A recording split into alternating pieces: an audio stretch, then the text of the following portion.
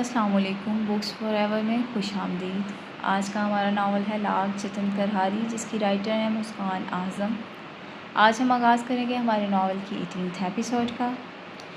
Restaurant میں معمول کے مطابق رش تھا۔ دوپہر کے کھانے کا وقت تھا، اس لیے ہر عمر کے لوگ دکھائی دے رہے تھے۔ وہ دونوں کونے میں سجی ایک ٹیبل کے گرد بیٹھے تھے، یوں جیسے کبھی نیو یارک میں بیٹھا کرتے تھے، آمنے سامنے، ایک دوسرے کے بولنے کے منتظر۔ مجھے یقین تھا کہ تم ضرور آؤ گے، مسکراتے ہوئے پریشے نے ہی بات کا آغاز کیا۔ جب بھی بلاؤ گے چلا آؤں گا، جواباً وہ بھی مسکرایا تھا۔ ہاں کیا لوگے؟ پریشے نے اسے لنچ پر یہاں مدعو کیا تھا، اس لیے مینیو کارڈ دیکھتے ہوئے اس سے پوچھنے لگی۔ وہ معمول سے ہٹ کر تیار ہوئی تھی۔ وہ ایسے تب تیار ہوا کرتی تھی جب وہ تبریز سے ملا کرتی تھی، وہی جو ہمیشہ کھاتا ہوں۔ ہاتھ میں پکڑا مینیو کارڈ وہ اب میز پر رکھ چکا تھا۔ تم بالکل نہیں بدلے تبریز۔ اس کی سعادت پر وہ دھیرے سے مسکرائی تھی۔ کچھ چیزیں نہ ہی بدلیں تو اچھی رہتی ہیں۔ باتوں میں تو میں نہیں جیت سکتی تم سے، اس لیے بہتر ہے کہ آرڈر نوٹ کروا دو۔ تبریز سے ہار مان کر اس نے ایک ویٹر کو اشارہ کیا تو ان کے قریب چلا آیا۔ پریشے نے اپنی اور تبریز کی ملی جلی پسندیدہ ڈشز کا آرڈر نوٹ کروایا اور پھر دوبارہ اس کی جانب متوجہ ہو گئی۔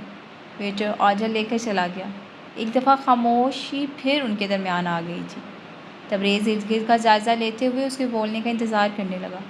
تم بہت کم گو گے تبریز۔ اسے تبریز کی ضرورت سے زیادہ خاموشی عجیب لگ رہی تھی۔ نہیں، ایسی بات نہیں ہے، بس سوچ رہا ہوں کہ اب تم سے کس موضوع پر بات کروں۔ سامنے میز پر رکھے گلاس کے کناروں پر انگلی پھیرتے ہوئے اس نے اپنی طرف سے ایک تسلی بخش جواب دیا تھا۔ موضوع ہے نا؟ اس کی آنکھیں کسی احساس کے تحت چمکی تھیں۔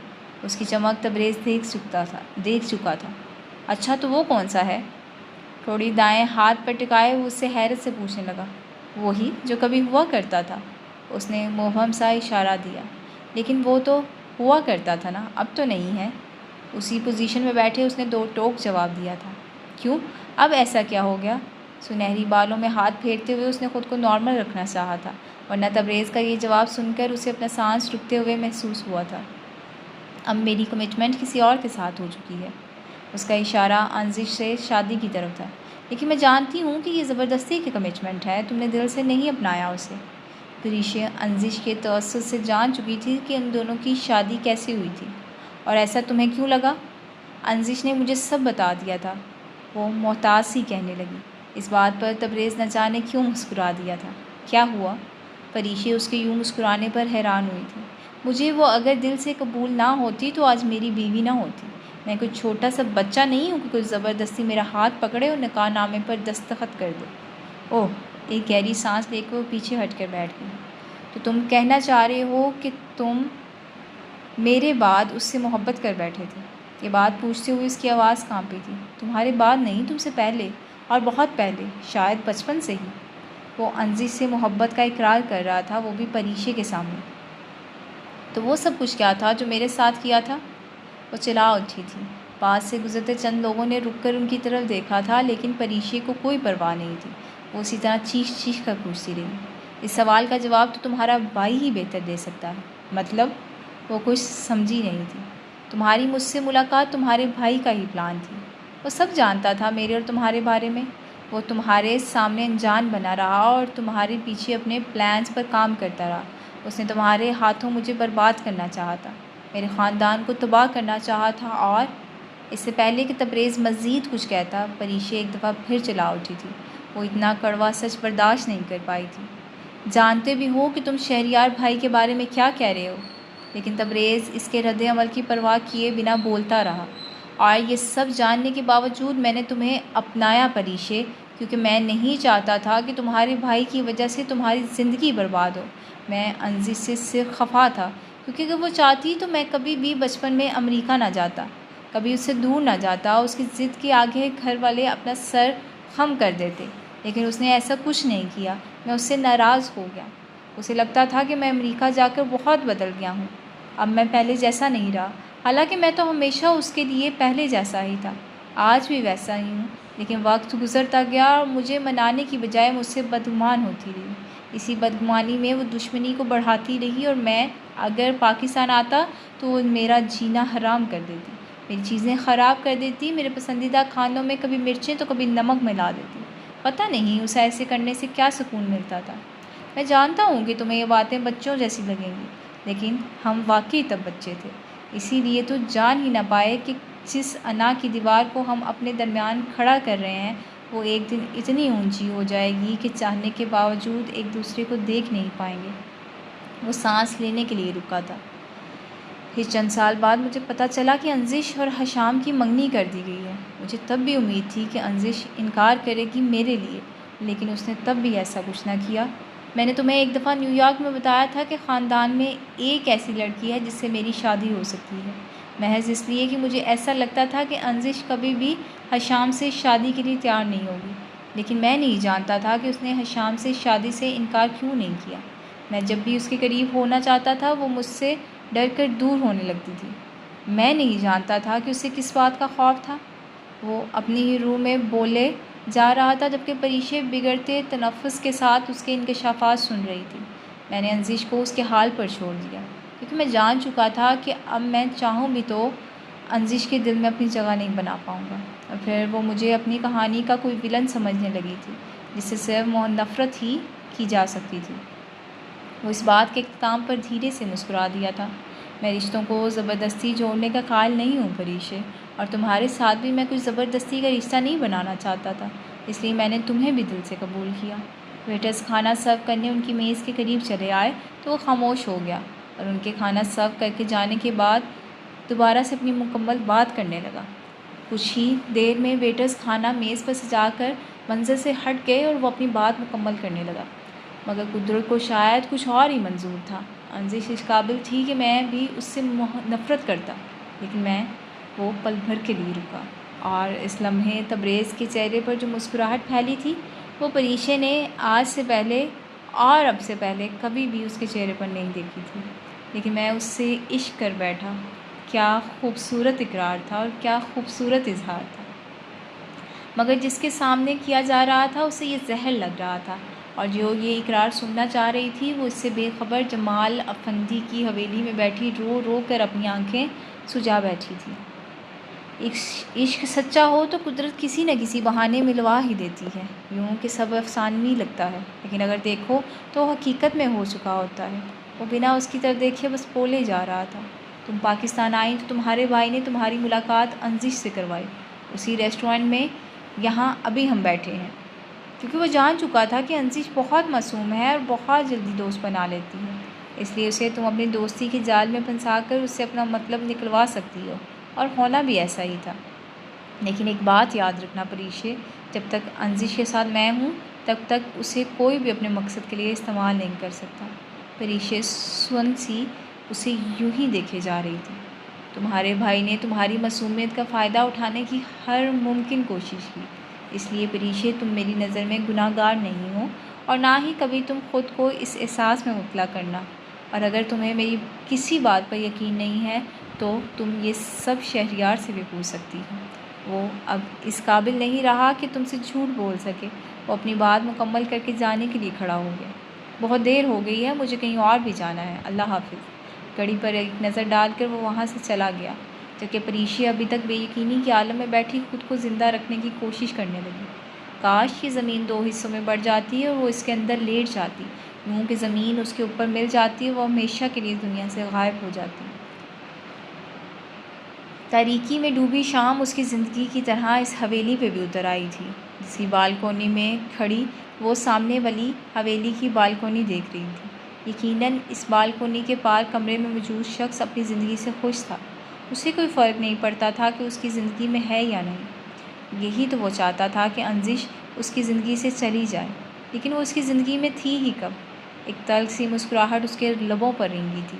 تبریز افندی، میں تمہیں کبھی معاف نہیں کروں گی، کبھی بھی نہیں۔ تلخ مسکراہٹ افسردگی میں بدل گئی، اس کی آنکھوں میں آنسو ابھرے اور ٹوٹ ٹوٹ کر اس کے گالوں پر گرنے لگے۔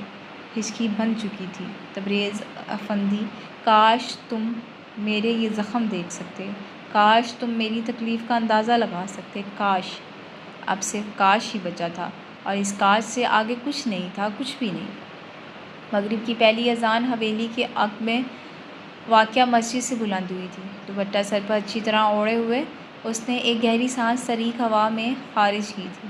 ایک نظر سامنے والی بالکونی پہ ڈال کر وہ واپس نیچے آ گئی، جہاں کے مکین اس کے دکھ درد سے بے خبر اپنے اپنے کاموں میں مگن تھے۔ وہ سب عائزے کی شادی کی تیاریوں میں مگن تھے۔ وہ نہیں جانتے تھے کہ اوپر سے ہنستی یہ لڑکی کتنا بڑا روگ لگا بیٹھی تھی۔ سب کی بے نیازی دیکھتے ہوئے وہ اپنے کمرے میں چلی گئی، جہاں اس نے خود کو پہلے کی طرح قید کر لیا تھا۔ اب یہی کمرہ اس کا راستہ تھا اور ایسی ہی زندگی اس کا مقدر۔ آہ، ایک اور بدگمانی! وہ تبریز کی باتوں پر سچائی کی مہر لگوانے جیل چلی آئی تھی۔ ڈیوٹی پر مامور ایک سپاہی اسے اس کمرے میں چھوڑ گیا تھا، جہاں لوہے کی 2 کرسیوں کے درمیان ایک چوکور سی میز اپنی بدحالی پر روتی ہوئی دکھائی دے رہی تھی۔ پریشے کو اپنے دل کی دھڑکن حد سے زیادہ بڑھتی ہوئی محسوس ہوئی۔ وہ ہاتھوں کو مسلتے ہوئے شہریار کے آنے کا انتظار کرنے لگی۔ کچھ ہی دیر میں اسے کمرے میں جانا پہچانا وجود اندر آتے دکھائی دیا تو وہ کرسی سے اٹھ کر لاشعور طور پر کھڑی ہو گئی۔ آنکھیں شہریار کے موجودہ حلیے پر یقین کرنے سے انکاری تھیں۔ وہ پہلے بھی یہاں 1-2 دفعہ آ چکی تھی، لیکن تب شہریار کی حالت ایسی نہ تھی۔ میلے سے سرمئی رنگ کے کپڑے پہنے، جن پر جگہ جگہ کیچڑ لگی نظر آ رہی تھی۔ وہ تو کیچڑ کی ایک چھینٹ تک اپنے کپڑوں پر برداشت نہیں کرتا تھا، مگر آج تو سر سے لے کر پاؤں تک کیچڑ میں ڈوبا ہوا تھا۔ نہیں، یہ کیچڑ نہیں تھا، یہ خون تھا جو اس نے بے گناہ لوگوں کا بہایا تھا۔ کیچڑ تو دھل جاتی ہے، لیکن خون نہیں دھلتا۔ سرخ رنگ جذب ہو جائے تو پھر جاتا نہیں ہے، چلا بھی جائے تو دبا ضرور چھوڑ جاتا ہے۔ یہ دبا ہی تھا زنیر اور میاں کے خون کا۔ شہریار ہمدانی، وہ طنزیہ بولی تو شہریار کو اس کا لہجہ بہت اجنبی سا محسوس ہوا۔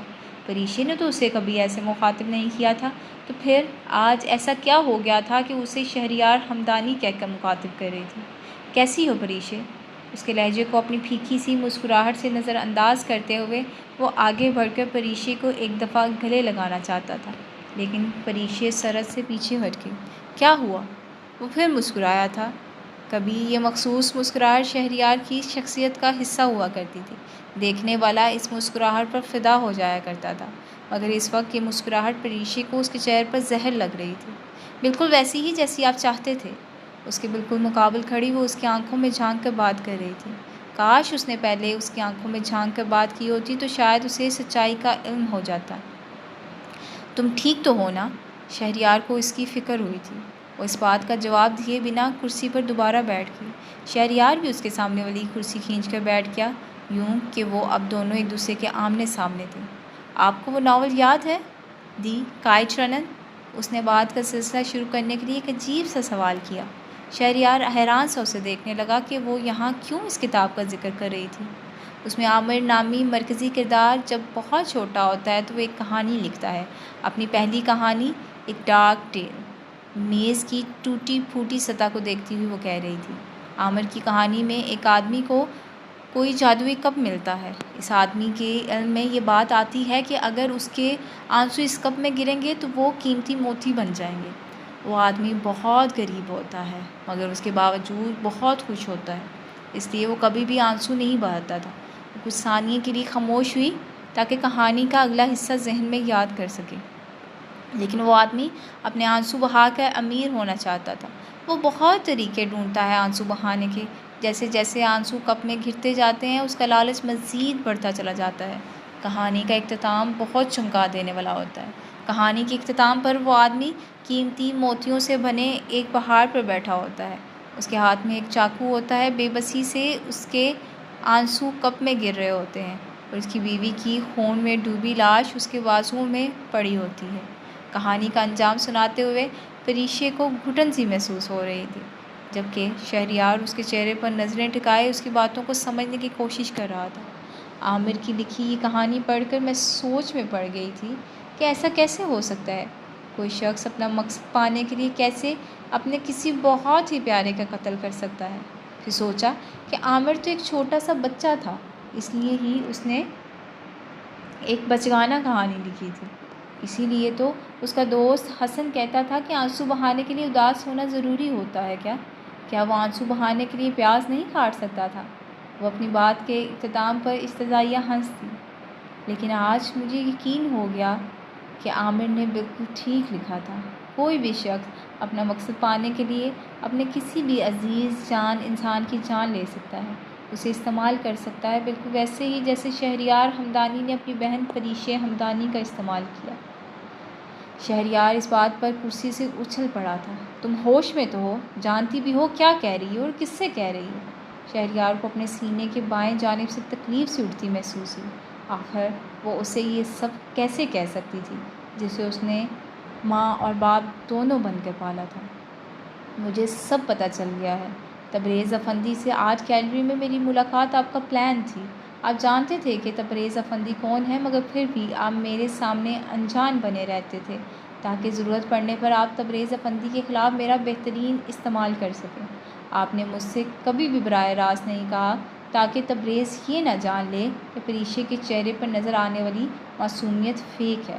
میں ناعلمی میں تبریز کے قریب ہوتی گئی، اتنا کہ اب اس کے بغیر جینا مشکل لگتا ہے۔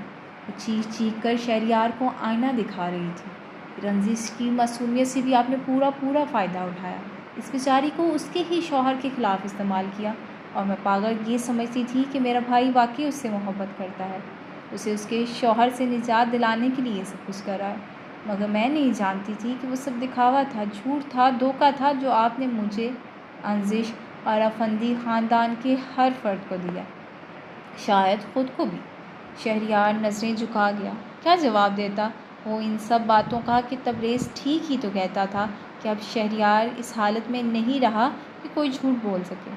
حسن کی طرح میں بھی آپ سے پوچھتی ہوں کہ آخر آپ کو یہ سب پانے کے لیے اس راستے کو چننے کی کیا ضرورت تھی؟ کیوں آپ نے موتیوں کا پہاڑ بنانے کے لیے پریشے ہمدانی کا قتل کیا؟ کیوں؟ وہ پھوٹ پھوٹ کر رو دی تھی۔ مجھے معاف کر دینا پریشے، میں نہیں جانتا تھا کہ میں جو کر رہا ہوں ٹھیک ہے یا غلط، بس تبریز سے ضد سے لگ گئی تھی۔ مجھے نیچا دکھانے کے لیے میں وہ سب کچھ کرتا گیا جو مجھے نہیں کرنا چاہیے تھا۔ مجرم بنا وہ اس سے کہہ رہا تھا۔ میں کیسے معاف کر سکتی ہوں آپ کو؟ مجھے تو مار دیا آپ نے، اور مردہ لوگ کب کسی کو معاف کیا کرتے ہیں؟ آنسو پوچھتی وہ جانے کے لیے اٹھ کھڑی ہوئی۔ شہریار سرعت سے آگے بڑھا، اس کے قدموں میں گر گیا۔ ایسا نہ کرو پریشے، مجھے اتنی بڑی سزا مت دو۔ میں سب کچھ برداشت کر سکتا ہوں، مگر اپنی بہن کی یہ بے رخی نہیں برداشت کر سکتا۔ اس کے قدموں میں گرا، تڑپ کر معافی مانگتا دکھائی دے رہا تھا۔ پریشے باہر جانے والے دروازے کو دیکھتی اپنے آنسوؤں پر ضبط کرنے کی ناکام کوشش کر رہی تھی۔ اس کا بھائی آج سے پہلے اور اب سے پہلے یوں کسی سے بھی معافی مانگتا دکھائی نہیں دیا تھا۔ شہریار ہمدانی ایک شخص کا نام تھا، ایک عالی شان اور پروقار شخص کا نام، جو کبھی بھی اس حالت میں نظر نہیں آتا تھا، مگر ہر جرم کی شاید یہی اصل سزا ہوتی ہے کہ وہ اپنے گھٹنوں پر گر پڑے۔ اگر ایسا ہی ہے تو پھر شہریار ہمدانی کو بھی اس کے جرم کی اصل سزا مل گئی تھی۔ مجھے معاف کر دو پریشے۔ پریشے کچھ دیر وہیں کھڑی بے بسی سے آنسو بہاتی رہی، اور پھر اپنا بے جان سا وجود گھسیٹتی ہوئی باہر نکل گئی، جبکہ شہریار وہیں گھٹنوں کے بل گرا معافی کا منتظر رہا۔ بسنت کے دن تھے، آسمان پر رنگ برنگی پتنگیں اڑتی نظر آ رہی تھیں۔ آئزے کی رخصتی میں صرف ایک ہفتہ باقی تھا۔ شبو اور اس کی بہن بھی انزش کے ساتھ جمال افندی کی حویلی میں چلی آئی تھیں تاکہ ادھر کے کام بھی نپٹا سکیں۔ پچھلے 4 دنوں سے انزش کی ملاقات ایک دفعہ بھی تبریز سے نہیں ہوئی تھی۔ نہ وہ جلال افندی کی حویلی میں گئی تھی اور نہ ہی تبریز ان دنوں ان کی حویلی میں آیا تھا۔ ہم بھی پتنگ اڑانے جاتے ہیں۔ شبو آسمان پر اڑتی پتنگیں دیکھ کر بار بار مچل رہی تھی۔ وہ چاروں اس وقت حویلی کی لان میں بچھے تخت پر بیٹھی کپڑے ٹانگ رہی تھیں۔ کیوں؟ انزش کو یہ کام نہیں آتا تھا، مگر وہ پھر بھی ان کے ساتھ بیٹھی ہوئی تھی اور ہاتھ میں پکڑے چائے کے کپ سے وقفے وقفے سے گھونٹ بھر رہی تھی۔ ہم فیصل آباد میں بسنت کے دنوں میں اتنی پتنگیں اڑاتے ہیں کہ بس بیڑا غرق ہو ان پولیس والوں کا جو اب اڑانے نہیں دیتے، اس نے برا سا منہ بنا کر کہا تھا۔ ہا ہا ہا، تو شبانہ آپی اب پولیس والوں سے ڈرتی ہیں؟ انزش نے شرارت سے پوچھا۔ نا جی، پولیس والوں کی تو ایسی کی تیسی، شبو نے بہت اترا کر کہا، جیسے پولیس والے الٹا اس سے ڈرتے ہوں۔ کسی کی ایسی کی تیسی کر ہی رہی ہیں آپ؟ ارم ہاتھ میں فٹ بال گھماتا وہاں ٹپکا تھا۔ چھوڑو اس بات کو کاکے۔ شبو کام چھوڑ کر پوری طرح اس کی طرف گھوم گئی تھی، یوں کہ اب اس کے پاؤں زمین کو چھونے لگے تھے۔ کاکے نہیں، ارحم۔ ارحم کو لگتا تھا کہ شبو کو ارحم کا نام کاکے لگتا ہے، اس لیے تو وہ بار بار اپنے نام کی تصحیح کرواتا تھا۔ جو بھی ہے، پیچا لڑاؤ گے؟ وہ خوشی سے پوچھ رہی تھی۔ وہ کیا ہوتا ہے؟ ارحم ایسا لفظ پہلی دفعہ سن رہا تھا۔ ایک تو یہ گوروں کے کاکے ہوتے ہی نالائق ہیں جی، اتنی ترقی کا کیا فائدہ جب پیچا لڑانے کا ہی نہیں پتہ۔ ان سے اچھے تو ہمارے ہاں کے کاکے ہوتے ہیں، 6-7 سال کی عمر میں بھی ایسا پیچا لڑاتے ہیں کہ دیکھنے والا دنگ رہ جاتا ہے۔ شبو تو شروع ہی ہو گئی تھی۔ ارحم کان کھجاتا اس کی بات سمجھنے کی ناکام کوشش کرتا رہا، جبکہ آئزے اور انزش ہنسنے ہی چلی گئی۔ شبو آپی آپ کیا کہہ رہی ہیں؟ پیچا کون سا جانور ہے اور اسے آپس میں کیوں لڑایا جاتا ہے؟ اوہ پاگل، اتنی دیر دماغ لڑانے کے بعد اس نتیجے پر پہنچا تھا کہ شاید پیچا کسی جانور کا مقامی نام ہے۔ سنو میں تمہیں سب سمجھاتی ہوں، ادھر آؤ۔ وہ جھجکتے ہوئے اس کے پاس جا بیٹھا اور پھر کچھ ہی دیر میں شبو نے اسے سب سمجھا دیا۔ واؤ بہت مزہ آئے گا۔ وہ بہت پرجوش ہوا تھا اور فوراً پتنگیں لینے کے لیے باہر چلا گیا۔ شبانہ آپی دادو بہت ڈانٹیں گی، آئزہ نے اسے خطرے سے آگاہ کیا۔ ڈانٹ اگر بعد میں پڑے تو خیر ہے، وہ لاپرواہی سے کہتی، دوبارہ اپنے کام میں مشغول ہو گئی۔ شام کے وقت 2 ٹیمز بن گئی۔ ایک ٹیم میں انزش، آئزے اور شبو تھی، یہ تینوں جمال افندی کی حویلی سے پتنگ اڑانے والی تھیں، جبکہ دوسری ٹیم میں دانیال، ارحم اور احمر تھے۔ ان تینوں نے جلال افندی کی حویلی کی چھت سنبھال لی تھی۔ سیٹی کی آواز سے میچ کا آغاز کر دیا گیا تھا۔ جس ٹیم کی زیادہ پتنگیں کٹے گی وہی ٹیم ہار جائے گی، اور پھر جیتنے والی ٹیم جو کہے گی ہارنے والی ٹیم کو وہ کرنا پڑے گا۔ اس لیے دونوں ٹیمز کی کوشش تھی کہ وہ یہ میچ جیت جائیں۔ او چک دے پھٹے، شبو نے یہ کہہ کر ان دونوں کا جوش بڑھایا تھا۔ یار سب سے پہلے شبو کی پتنگ کاٹنا۔ دوسری چھت پر موجود احمر دانیال اور ارحم کو تاکید کر رہا تھا۔ پتہ نہیں اس نے کون سی دشمنی پال لی تھی شبو سے، پیچا لڑانا ہے ان سے۔ ارحم نے شبو کی بات دہرا کر انہیں یاد کروانا چاہا تھا کہ اس میچ کا اصل مقصد پیچا لڑانا ہے۔ بے وقوف، احمر ہنس دیا تھا اور اب ڈور کو ڈھیل دیتا ہوا اسے شبو کی سرخ رنگ کی پتنگ کے قریب لے گیا۔ ان لوگوں نے ایسا ہی بولا تھا، ارحم نے برا سا منہ بنایا تھا۔ آخر اس نے کون سی بے وقوفی والی بات کی تھی؟ اپنی پتنگ پر دھیان دو۔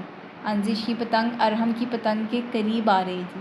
احمر کے یوں کہنے پر ارحم نے ڈور کھینچی اور اس کی پتنگ ہوا میں پھڑپھڑاتی ہوئی انزش کی پتنگ سے دور ہو گئی۔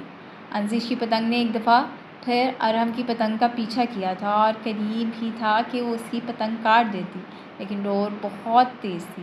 وہ کب انزش کا ہاتھ کاٹ کر چلی گئی انزش کو خبر بھی نہ ہو سکی۔ جیسے ہی ہاتھ میں درد محسوس ہوا تو خون میں ڈوبا ہوا ہاتھ دیکھ کر وہ اپنی پتنگ بھول بیٹھی۔ ڈور ہاتھ سے چھوٹ گئی اور پتنگ ہوا کے رحم و کرم پر جھولتی ہوئی نیچے حویلی کے لان میں جا گری۔ کیا ہوا انزش؟ آئزے نے اس کی گرتی ہوئی پتنگ دیکھ کر بنا اس کی طرف دیکھے پوچھا۔ کچھ نہیں، تم لوگ یہ میچ مت ہارنا، میں بس تھوڑی دیر میں آئی۔ درد کو وہ مشکل برداشت کرتی ہوئی نیچے چلی آئی تھی، جانتی تھی کہ اگر کسی کو بھی پتہ چلا تو سب کی کلاس لگ جانی تھی، اس لیے وہ خود ہی خاموشی سے نیچے چلی آئی۔ نیچے سیڑھیوں سے کچھ فاصلے پر تبریز کھڑا کال پر کسی سے بات کر رہا تھا۔ وہ انزش کو سیڑھیاں اترتے دیکھ چکا تھا۔ میں آپ سے بعد میں بات کرتا ہوں، آپ تب تک رپورٹ ایک دفعہ پھر پڑھ لیں، اللہ حافظ۔ کال بند کر کے وہ آخری سیڑھی کے قریب چلا آیا۔ انزش اسے وہاں دیکھ کر حیران ہوئی تھی اور اس حیرت میں خوشی نمایاں تھی۔ السلام علیکم۔ ہاتھ کے ساتھ ساتھ اس نے چہرے پر آئی خوشی کی چمک کو بھی چھپایا تھا۔ وعلیکم السلام۔ موبائل پر آئے نوٹیفیکیشن کو پیچھے ہٹاتے ہوئے اس نے انزش کے سلام کا جواب دیا تھا اور پھر ادھر ادھر دیکھتے ہوئے پوچھنے لگا، کدھر ہیں سب گھر والے؟ دوسری حویلی میں بھی کوئی نہیں ہے اور یہاں پر بھی کوئی نظر نہیں آ رہا۔ دانیال لوگ تو اوپر چھت پر پتنگ اڑا رہے ہیں، جبکہ باقی سب دادو کے کمرے میں ہیں۔ ہاتھ میں درد اٹھ رہا تھا اور وہ چاہ رہی تھی کہ تبریز وہاں سے ہٹ جائے تاکہ وہ کچن میں رکھے فرسٹ ایڈ باکس سے خود مرہم لگا سکے۔ کیا ہوا؟ درد سے انزش کے چہرے کی سرخ پڑتی رنگت کو دیکھ کر اس نے استفسار کیا تو کچھ نہیں۔ اس کا ہاتھ ابھی بھی پیچھے چھپا ہوا تھا۔ کچھ چھپا رہی ہو کیا؟ نہیں تو۔ وہ سب کمرے میں ہیں تو آپ بھی ادھر۔ اس سے پہلے کہ وہ اپنی بات مکمل کرتی تبریز نے آگے بڑھ کر اس کا ہاتھ پکڑ کر سامنے کیا تو خون میں ڈوبا نظر آیا تھا۔ اوہ گاڈ! جیب سے تیزی سے رومال نکال کر اس نے زخم پر لپیٹا تھا۔ فرسٹ ایڈ باکس ادھر ہے، کچن میں۔ یہ کیسے ہوا؟ بازو سے پکڑے وہ اسے اپنے ساتھ کچن میں لے آیا تھا۔ ڈور لگ گئی تھی۔ ڈرتے ہوئے اس نے جواب دیا تھا۔ جانتی تھی کہ وہ اس پر غصہ کرے گا، وہ تو ہر وقت کوئی نہ کوئی بہانہ ڈھونڈتا رہتا تھا اس کی بے عزتی کرنے کا، لیکن تبریز نے اس وقت ایسا کچھ بھی نہیں کیا۔ ہاتھ آگے کرو۔ سنک میں اس کا ہاتھ آگے کر کے اسے ٹوٹی چلا دی۔ خون پانی کے ساتھ بہنے لگا۔ اس نے زخم کو تھوڑا سا دبایا تاکہ خون کا بہاؤ رک جائے۔ ادھر سے تھوڑا سا دبا کر رکھو، میں باکس لے کر آیا۔ انزش نے اس کی ہدایت پر عمل کیا تھا۔ تب تک وہ بھی ایڈ باکس لے آیا تھا۔ چھوڑو۔ اس کا ہاتھ اپنے دونوں ہاتھوں سے پکڑ کر وہ زخم ٹٹولنے لگا۔ یہ تو کافی گہرا ہے، لیکن شکر ہے خون رک گیا ہے۔ انزش بے یقینی سے اسے دیکھ رہی تھی۔ تبریز کے ماتھے پر پڑتے بل نہ جانے پریشانی سے گہرے ہو رہے تھے یا پھر غصے سے، لیکن وہ جس طرح اسے ٹریٹ کر رہا تھا، انزش کو اپنا اندازہ غلط ہوتا محسوس ہوا تھا۔ بچپن میں جب کبھی اسے چوٹ لگتی تھی تو وہ یوں ہی کیا کرتا تھا۔ ادھر شیلف پر ہی بیٹھ جاؤ۔ انزش حیران ہوئی تھی۔ حالانکہ اب تو وہ بہت بڑی ہو گئی تھی، لیکن شاید تبریز کے لیے وہ ابھی بھی چھوٹی سی بچی تھی، جسے چھوٹے بچوں کی طرح ہی ٹریٹ کیا جاتا۔ وہ فرسٹ ایڈ باکس سے اسپرٹ نکال کر زخم پر لگانے لگا تھا۔ تبریز اس سے ایک قدم کے فاصلے پر کھڑا تھا۔ وہ اسے شاید پہلی بار اتنے قریب سے دیکھ رہی تھی۔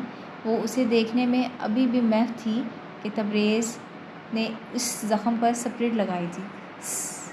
اسپرٹ کی چبھن سے اس کی محویت ختم ہوئی تھی۔ اس نے لاشعوری طور پر سرحد سے اپنا ہاتھ پیچھے کھینچا تھا۔ بڑی ہو جاؤ اب۔ اس نے دوبارہ اس کا ہاتھ پکڑ لیا، لیکن اب کی بار ہاتھ پر گرفت مضبوط تھی تاکہ وہ دوبارہ ہاتھ پیچھے نہ کھینچ لے۔ میں تو بڑی ہو گئی ہوں، لیکن آپ شاید ابھی بھی مجھے چھوٹی سی بچی سمجھتے ہیں۔ اس نے تبریز کی بات پر برا سا منہ بنایا تھا۔ تبریز نے مزید اس سے کوئی بات نہیں کی تھی اور اسپرٹ لگا کر زخم کے گرد پٹی لپیٹ دی تھی۔ کل کی ڈریسنگ دوبارہ تبدیل کر لینا۔ چیزیں واپس باکس میں رکھ کر وہ پیچھے ہٹ گیا۔ تو کل بھی آپ ہی ڈریسنگ کریں گے؟ چہرے پر معصومیت سجائے ہوئے اس نے پوچھا تھا۔ اس کے یوں پوچھنے پر تبریز نے ایک نظر اس کی طرف دیکھا تھا اور پھر باکس اٹھا کر کیبن میں رکھنے کے لیے چل پڑا۔ نہیں، کل داجی جان کریں گے۔ باکس کیبن میں رکھتے ہوئے اس نے انزش پر ایک بم پھوڑا تھا۔ نہیں نہیں، اللہ کا واسطہ ہے، آپ دادوں کو مت بتائیے گا، ہم ان سے چھپ کر پتنگ اڑا رہے تھے۔ وہ تبریز کا ارادہ بھانپ کر اس کی منتیں کرنے لگی۔ چھپ کر کیے جانے والے کاموں کی سزا تو ملتی ہے نا سب کو۔ باکس کیبن میں رکھ کر وہ باہر کی جانب بڑھ گیا۔ انزش بھی بجلی کی سی رفتار سے اس کے پیچھے ہو لی۔ لیکن ہم نے کوئی گناہ تو نہیں کیا نا؟ اس کے پیچھے پیچھے تیزی سے چل رہی تھی تاکہ دادوں کے کمرے میں پہنچنے سے پہلے وہ اسے پاپڑ بیل کر منا لے۔ اگر گناہ نہیں کیا تو پھر ڈر کس بات کا؟ وہ لاپرواہ سا اسی رفتار سے چلتا رہا۔ اس کی رفتار میں ذرا سی بھی کمی نہ آئی۔ بس ہر وقت چنگیز افندی بننے کا شوق چڑھا جاتا ہے۔ وہ بڑبڑائی تھی، مگر تبریز اس کی بڑبڑاہٹ سن چکا تھا اور وہ اسی رفتار سے ایڑی کے بل گھوم کر پلٹا تھا۔ پیچھے آتی انزش اس سے ٹکراتے ٹکراتے بچی تھی۔ تو بس ٹھیک ہے، اب دیکھنا کہ چنگیز افندی کرتا کیا ہے۔ چہرے پر گہری سنجیدگی لا کر وہ انزش کو ایک اور ٹینشن دے گیا تھا۔ نہیں پلیز آپ۔ اس سے پہلے کہ وہ مزید کچھ کہتی، تبریز دادوں کے کمرے کا دروازہ کھول کر اندر داخل ہو چکا تھا۔ دروازہ دھیرے سے بند ہوا تھا اور اس کے ساتھ ہی انزش کو اپنی آنکھوں کے سامنے اندھیرا چھاتے دکھائی دیا تھا۔ آج تو سب مریں گے اور جو بچے گا وہ مجھے مار دے گا۔ بال ہاتھ سے نوچتے ہوئے اس کا دل چاہا تھا کہ وہ سب کے مرنے سے پہلے اس چنگیز افندی کا ہی قتل کر دے جو ہمیشہ ان سب کی جان سولی پر لٹکائے رکھتا ہے۔ شبو ان سب کی پتنگیں کاٹ کر انہیں ہرا چکی تھی اور ابھی سب جلال افندی کی حویلی کے ہال میں بیٹھے تھے۔ شبو اور اس کی دونوں بہنوں سمیت اس وقت ہال میں انزش، دانیال، ارحم اور احمد بیٹھے ہوئے دکھائی دے رہے تھے۔ آئزے کو اس حویلی میں ابھی آنے کی اجازت نہیں تھی۔ ہاں جی بچوں، پھر کیا سزا دی جائے تم تینوں کو؟ وہ لڑاکا سی بیٹھی باؤل سے چپس کا ایک ٹکڑا منہ میں رکھتے ہوئے ان تینوں کا بغور دیکھ رہی تھی۔ وہ تینوں بھیگی بلی بنے بیٹھے تھے۔ احمد کا تو بس نہیں چل رہا تھا، ورنہ وہ سامنے والی بندوقوں میں سے ایک اتار کر شبو کا قتل کر دیتا۔ انزش شبو کے ساتھ ہی صوفے پر بیٹھی ہوئی تھی، جبکہ نیچے رکھے کوشنز پر ارحم اور دانیال بیٹھے ہوئے تھے، جن سے کچھ ہی فاصلے پر شبو کی چھوٹی بہنیں بیٹھی ہوئی تھیں۔ سامنے والے صوفے پر احمد برا سا منہ بنا کر خود کو کوس رہا تھا۔ معاف کر دیں شبو آپ بھی، ارحم ارتجاعیہ نظروں سے اسے دیکھ کر بولا تھا۔ پھٹے منہ تیرا ارحم، اسے کیوں معاف کروں میں؟ اس کا اشارہ احمد کی طرف تھا۔ اس نے احمد کی تبریز سے ہونے والی گفتگو سن لی تھی، جس میں وہ اسے مصیبت، چڑیل، بلا اور پتہ نہیں کن کن القابات سے نواز رہا تھا۔ ارحم ایک نیا لفظ سن کر الجھ گیا تھا۔ آپ نے فٹ ہے منہ کہا ہے؟ ارحم کے اس سوال پر وہاں موجود سب کا بے ساختہ قہقہ فضا میں گونجا تھا۔ احمد جو کہ ہنسنا نہیں چاہ رہا تھا وہ بھی ہنس دیا۔ تو پھر کیا کہا ہے؟ وہ ان کے قہقے سن کر اور بھی الجھ گیا۔ کچھ نہیں، تم ادھر آ جاؤ میرے بچے، یہ بدتمیزی کی انتہا پر جا کر بولا جانے والا جملہ ہے۔ احمد زہر بھرا تیر چلایا تھا جو کہ سیدھا شبو کو جا کر لگا تھا۔ ارحم اٹھ کر احمد کے پاس آ کر بیٹھ گیا۔ ہاں ہاں، جیسے خود تو تمیز میں ایم اے کر کے آئے ہو۔ کندھے پر پڑی بالوں کی چٹکیاں کو اس نے جھٹکے سے پیچھے کی جانب پھینکا تھا۔ اوہو، کیا ہو گیا شبو آپی، آپ چھوڑیں انہیں، سزا بتائیں بس۔ یہ دانیال تھا جس نے اس وقت ان دونوں کی جنگ میں کودنا ضروری سمجھا تھا، ورنہ لگ تو یہی رہا تھا کہ وہ دونوں واقعی ایک دوسرے کا قتل کر دیں گے۔ سزا؟ اس نے سوچنے کے لیے آنکھیں اوپر اٹھائیں، نظریں اوپر جا کر چھت سے لٹکتے فانوس پر ٹھہر گئیں۔ یہ خود سب سے بڑی سزا ہے، وہ بڑبڑایا تھا۔ اس کی یہ بڑبڑاہٹ صرف ارحم سن پایا تھا، اسی لیے وہ اپنی ہنسی چھپانے کے لیے منہ دوسری طرف موڑ گیا تھا۔ تم تینوں کی سزا یہ ہے کہ وہ سزا کا انتخاب کر کے سیدھی ہو کر بیٹھ گئی، بالکل مہارانیوں کی طرح۔ یا اللہ خیر! احمد نے دونوں ہاتھ دعائیہ انداز میں اٹھا کر کہا تو انزش پھر ہنس دی۔ وہ خاموش سی تجسس لیے بیٹھی تھی کہ شبو ان کو کیا سزا دینے والی تھی۔ کل سے اس حویلی کا ہر کام تم تینوں کرو گے۔ وہ تو پہلے ہی ہم تینوں کر رہے ہیں۔ دانیال کو علم نہیں تھا کہ وہ کن کاموں کی بات کر رہی تھی، اسی لیے شیخی بگاڑتے ہوئے بولا، او کاکے، کل سے اس حویلی میں جھاڑو پوچھا تم تینوں کرو گے، برتن بھی دھونے پڑیں گے اور کپڑے بھی، 2 وقت کا کھانا پکانا بھی تم تینوں کے ذمہ ہوگا۔ چپس کا ایک بڑا سا ٹکڑا منہ میں رکھ کر وہ بڑے مزے سے کہہ رہی تھی، جبکہ ان تینوں کو تو جیسے سانپ سونگھ گیا تھا۔ انزش کی حالت بھی کچھ ایسی تھی جبکہ شبو کی بہنیں بس مسکرانے پر اکتفا کر رہی تھیں۔ وہ نہیں جانتی تھی کہ یہاں چل کیا رہا ہے۔ شبو آپی، کچھ تو خدا کا خوف کریں۔ ارحم کو جان کے لالے پڑ گئے تھے۔ آج تک تو اس نے اٹھ کے پانی کا گلاس تک نہیں پیا تھا، اور احمد اس کا پاس چلے تو وہ منہ میں بھی لقمہ ڈالنے کے لیے کوئی ملازم رکھ لے۔ اتنی بڑی حویلی میں ان سب کاموں کے لیے کئی ملازم رکھے گئے تھے جو کہ شام تک ویسے ہی ہلکان ہو جاتے تھے۔ کاکے، اسی کو سزا کہتے ہیں۔ ایک آنکھ دباتے ہوئے وہ شرارت سے ہنسی تھی۔ آپ کچھ بولیں احمد بھائی، اس نے گوتم بدھ بنے احمد کو ہلا کر کہا جو پتہ نہیں کیا سوچ رہا تھا۔ ٹھیک ہے، ہم کریں گے۔ کچھ سوچتے ہوئے اس نے سزا قبول کر لی تھی۔ ذہن میں آئے شیطانی خیالات کی وجہ سے اس کے چہرے پر ہنسی آ رہی تھی، لیکن وہ اس وقت ہنسی چھپانے کی ہر ممکن کوشش کر رہا تھا۔ نہیں احمد بھائی، احمد کے ساتھ ساتھ دانیال بھی چلا اٹھا تھا، بس دیکھتے جانا۔ اس انداز سے کہتا وہ سب کو شک میں ڈال گیا تھا کہ آخر وہ اتنی آسانی سے مان کیسے گیا۔ یہ تو آنے والی صبح بتانے والی تھی کہ آخر وہ اتنی آسانی سے مان کیسے گیا۔ اگلے دن ساری حویلی میں طوفان سا آ گیا تھا، ہر چیز الٹی پڑی تھی۔ احمد نے شبو کے سارے کپڑے ایک ساتھ گھر کی ملازمہ سے مشین میں ڈلوا کر خراب کرا دیے تھے۔ اس کے کمرے میں صفائی کے دوران ہر چیز تہس نہس کر دی تھی، اور یہ بات ابھی شبو کے علم میں نہیں آئی تھی۔ گھر کے بزرگوں کے علاوہ باقی افراد کے بننے والے کھانوں میں بہت زیادہ نمک ڈال دیا گیا تھا، اور اب بیٹھا سیڑھیوں کے قریب پوچھا لگا رہا تھا۔ واہ، کیا تصویر آئی ہے! تبریز پاس کھڑا اس کی تصویر لیتے ہوئے بولا، یہاں سے چلے جاؤ منحوس انسان۔ پوچھا چھوڑ کر وہ سیدھا ہو کر بیٹھ گیا۔ ہا ہا ہا ہا، میں نے کیا کیا ہے؟ ہاں تو وہ ٹھیک ہی کہہ رہا تھا، اس سب میں تبریز کا کیا قصور تھا؟ اس چڑیل نما عورت کو ابھی تک گھر میں رکھا ہوا ہے، بتاؤ اصل قصور کس کا ہے؟ شرم کرو بدتمیز، یوں تو نہ کہو، اسے چھیڑتے ہوئے وہ کہہ رہا تھا۔ تو پھر کیسے کہوں؟ پسینے سے شرابور وہ بے حال ہو رہا تھا۔ اسی دوران کچن سے کچھ ٹوٹنے کی آواز آئی تھی۔ تبریز احمد کو وہیں چھوڑ کر کچن کی جانب لپکا تو سامنے کا منظر دیکھ کر چکرا گیا۔ اوہ خدایا! شیشے کے سارے برتن نیچے ٹوٹے پڑے تھے۔ نظریں برتنوں سے پھسل کر ساتھ کھڑے ارحم پر پڑیں تو وہ گہرے صدمے کی حالت میں نظر آیا۔ ارحم کے بچے! احمد بھی پیچھے آ گیا۔ مرنے کے ارادے ہیں کیا؟ احمد بھی شاکڈ ہوا تھا۔ ظاہری سی بات تھی، اب ان کی کلاس ہونی تھی اور اس کے بعد ان کا بوریا بستر اٹھا کر گھر سے باہر پھینک دینا تھا۔ سوری تبریز بھائی، یہ میں نے دھو کر رکھے تھے، اب خشک ہو گئے تھے تو سوچا کہ انہیں کیبن میں رکھ دوں۔ وہ برتنوں کو دیکھ کر رو دینے والا ہو گیا۔ تبریز حق کا صورتحال کو ہینڈل کرنے کے بارے میں سوچنے لگا۔ دانیال کدھر ہے؟ اسے نہ جانے کیوں دانیال کا خیال آیا تھا۔ اس سے پہلے کہ ان میں سے کوئی جواب دیتا، دانیال کی چلانے کی آواز سنائی دی۔ باہر کی ٹائلز پر تیزاب کی بوتل ٹوٹ کر گر گئی اور ساری ٹائلز کا رنگ اڑ گیا تھا۔ وہ اپنی پریشانی لیے وہاں آ دمکا تھا۔ ابھی وہ یہ مسئلہ حل نہیں کر پایا تھا کہ اسی دوران شبو بھی وہاں روتی ہوئی آئی تھی۔ میرے سارے کپڑے خراب کر دیے، میں چھوڑوں گی نہیں اسے۔ اس نے جان بوجھ کر کیا ہے یہ سب۔ یہ کہہ کر وہ بجلی کی تیزی سے احمر کی طرف بڑھی اور دیکھتے دیکھتے اس نے احمر کے بال اپنے ہاتھوں میں لے لیے۔ بچاؤ! وہ چلانے لگا۔ وہ سب شبو کو ہاتھ نہیں لگا سکتے تھے، اس لیے احمر کو اس سے چھڑوا بھی نہیں سکتے تھے۔ وہ چلاتا رہا۔ بچاؤ تبریز! تم مجھے کبھی تنخواہ نہ دینا، میں ساری زندگی تمہارے لیے مفت کام کروں گی۔